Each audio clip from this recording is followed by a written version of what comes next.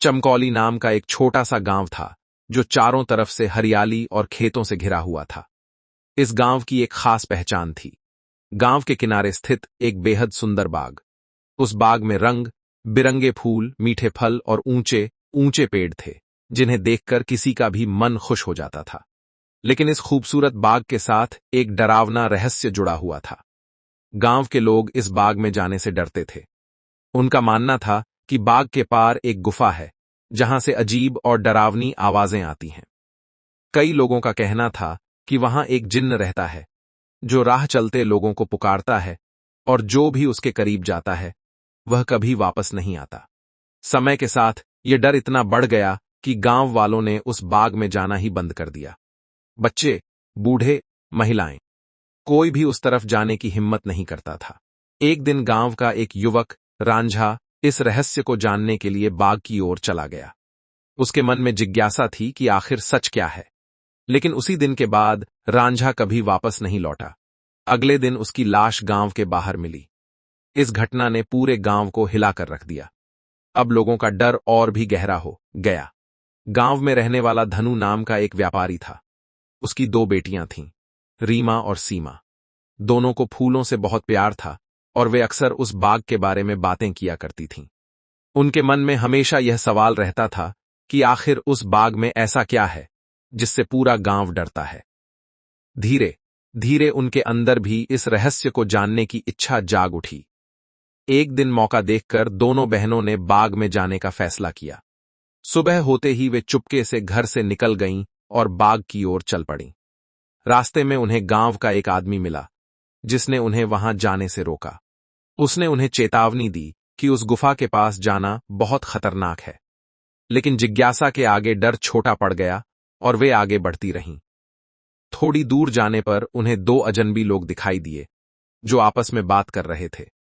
वे उस गुफा के बारे में चर्चा कर रहे थे और उसे देखने की योजना बना रहे थे। उनकी बातों से यह साफ था कि वे इस रहस्य को एक खजाने से जोड़ रहे थे। रीमा और सीमा को अब और भी यकीन हो गया कि इस गुफा में कोई बड़ा राज छुपा है। वे दोनों उन अजनबियों के पीछे पीछे चलने लगीं। जैसे ही वे गुफा के पास पहुंचीं, अचानक एक अजीब सी औरत वहां दिखाई दी। उसका चेहरा डरावना था और उसके हाथ में फलों की टोकरी थी। उसने उन अजनबियों को डराकर वहां से भगा दिया। यह सब देखकर सीमा डर गई और उसने आगे जाने से मना कर दिया। लेकिन रीमा के मन में अब भी सच जानने की चाह थी। उसने सीमा को बाहर रुकने को कहा और खुद गुफा के अंदर जाने का फैसला किया। गुफा के अंदर घुप अंधेरा था। चारों तरफ सन्नाटा और अजीब सी आवाजें गूंज रही थीं। जैसे जैसे रीमा अंदर बढ़ती गई, उसे एक भारी और दुखी आवाज सुनाई दी, जो मदद की गुहार लगा रही थी। यह आवाज किसी कैद इंसान की लग रही थी। रीमा ने हिम्मत जुटाई और आगे बढ़ी। उसे एक अजीब परछाई दिखाई दी, जो खुद को जिन्न की परछाई बता रही थी। परछाई ने बताया कि असली जिन्न गुफा के अंदर गहरे तहखाने में कैद है।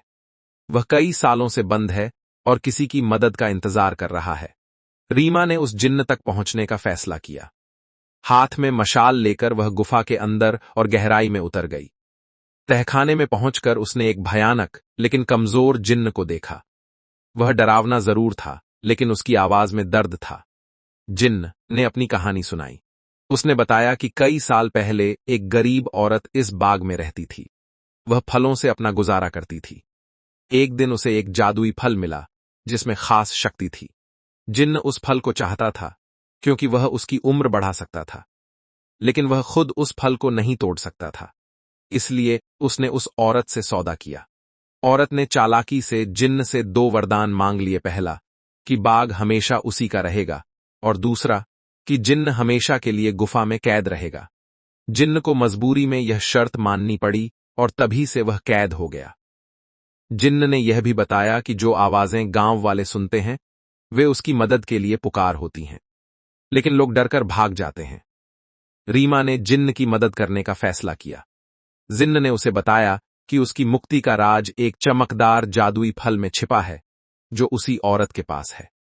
रीमा गुफा से बाहर निकली और उस औरत की झोपड़ी की ओर बढ़ी। उसने देखा कि झोपड़ी में कई तरह के फल रखे हुए थे। उनमें से एक फल सबसे ज्यादा चमक रहा था। जैसे ही वह उस फल को लेने लगी, औरत वापस आ गई, लेकिन रीमा ने हिम्मत नहीं हारी। वह फल लेकर वहां से भागी और गुफा की ओर दौड़ पड़ी। भागते समय फल उसके हाथ से गिर गया और एक तोते में बदल गया। यह देखकर रीमा हैरान रह गई। तभी वह औरत भी वहां पहुंच गई और उसे रोकने की कोशिश करने लगी। लेकिन अचानक उस औरत के साथ कुछ अजीब हुआ, वह खुद ही अपने जादू में फंसकर नष्ट हो गई। अब रास्ता साफ था। तोता उड़ते हुए गुफा के अंदर गया और रीमा को एक चमकती खिड़की तक ले गया। वहां एक पहेली थी, 2 रास्ते और 4 चाबियां। रीमा ने अपनी समझदारी का इस्तेमाल किया और सही रास्ता चुना। फिर उसने सही चाबी भी पहचान ली। जैसे ही उसने खिड़की खोली, तेज रोशनी फैल गई और पूरा गुफा जगमगा उठा। तोता वापस जिन्न में बदल गया और आखिरकार वह आजाद हो गया। जिन्न ने रीमा का धन्यवाद किया और उसे एक इच्छा मांगने को कहा। रीमा ने अपने लिए कुछ नहीं मांगा। उसने बस इतना कहा कि वह बाग हमेशा हरा भरा और सुंदर बना रहे। जिन्न ने उसकी यह इच्छा पूरी कर दी और हमेशा के लिए वहां से चला गया। जब रीमा गुफा से बाहर आई तो पूरा गांव वहां इकट्ठा था। सब लोग चिंतित थे, लेकिन उसे सुरक्षित देखकर खुश हो गए। धीरे धीरे गांव वालों को सच्चाई पता चली कि गुफा में कोई डरावना जिन्न नहीं, बल्कि एक कैद आत्मा थी जो मदद मांग रही थी। रांझा की मौत का रहस्य भी सामने आ गया कि उसे उस लालची औरत ने मारा था। अब गांव वालों का डर खत्म हो गया। वे फिर से बाग में जाने लगे। बाग पहले से भी ज्यादा सुंदर हो गया था। फूल हमेशा खिले रहते थे और वहां खुशियों का माहौल रहने लगा।